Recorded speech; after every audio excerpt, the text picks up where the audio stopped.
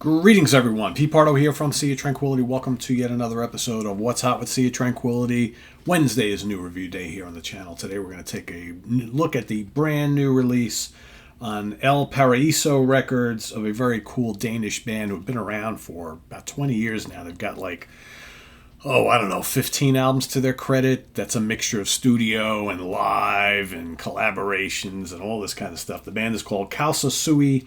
From the Source is the name of the new release. It comes in one of these, El Paraíso Records does these little cardboard type of little digipack type of things. They're very plain, not a lot of anything on here. So if you're looking for all sorts of information on the band and the recording and all that kind of stuff, you don't get much of anything. So this was engineered, mixed, and mastered by Jonas Monk. Artwork by Jacob Scott. Of course, both guys in the band. And 4 tracks, right?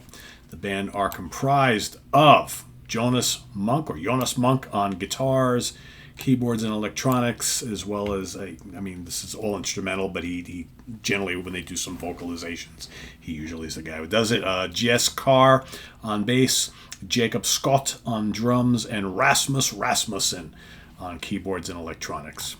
All right, like I said, of course, this is their 14th, 15th album, right? But under the Causa Sui regular studio recordings, I think it's their 6th.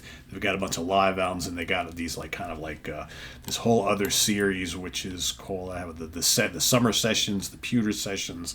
Whatever. It's kind of complicated, but whatever. But no matter what you get from this band, it's all really, really good stuff. So what do Causa Sui sound like? They are, I would classify them as a psychedelic rock band. They got a whole krautrock feel, even though they're not German, right? They got this krautrock thing going on. Definitely some prog here. Definitely some stoner influences. Desert rock, all that sort of thing. 4 long tracks, sort of. Sorcerer's Disciple is the first track. That's 8 minutes long. That's very, very cool. These guys don't get into the big-time heavy riffing all the time. They throw the riffs in there occasionally, but they're not this big lumbering, stoner band that just crushes you with Sabbath-style influence all the time. Although, like I said, you do get it a little bit here and there, not much. Dusk Dwellers is next. That's 5 minutes, 18 seconds. Then you got The Spot, which is just under 10 minutes long. A lot of cool stuff going on in some of these tracks here. You hear a little bit of Ashra Temple. You hear a little bit of Allman Brothers Band. You hear a little bit of Santana. You hear a little bit of Can. All this kind of stuff, this oozing miasma of sounds, but nothing is... they don't stay in the same place for too long, which is kind of cool. Some of these songs kind of drift along. Other times, you get some cool little clean riffing and whatnot, and then these liquidy guitar solos. A lot of times they use the wah-wah quite a bit. So the first 3 tracks really, really good. Like I said, you get little feels. I love the little kind of late 60s, early 70s kind of psychedelic jam scene thing going on, right? You get a little bit of early instrumental Allman Brothers. You'll hear some Memory of Elizabeth Reed type stuff. You'll hear early Santana. It's very, very cool. Also, I forget which track it is too. You get some cool, creepy organ, and then the guitar solo that follows it up reminds me of The Doors, Very cool. And then you got the last track, which is Visions of a New Horizon, which is just over 24 minutes long. And that's just this big, long kind of Set the Controls for the Heart of the Sun, Pink Floyd type of thing. For me, it's a little long. The middle section kind of drags a little bit. So from maybe 11 minutes till about 17 minutes or so, it kind of drags a little bit. The opening is really good. The ending is really cool. The wah-wah comes back in. The heavier riffing comes in.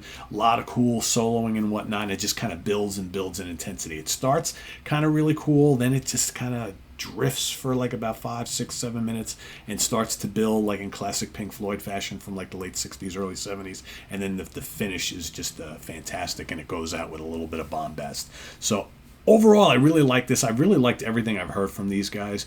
This is really cool, and it doesn't overstay its welcome. It's 47 minutes long. Just perfect, right? It's just long enough, and all the tracks are worth hearing. So, like I said, you got to be in for the long haul with the big epic track at the end. But if you listen to Sorcerer's Disciple, Dusk Dwellers, or The Spot, all three are really, really good. I'm going to give this a 4 out of 5 star. Causa Sui, From the Source, El Paraiso Records. Go check it out. It's quite good.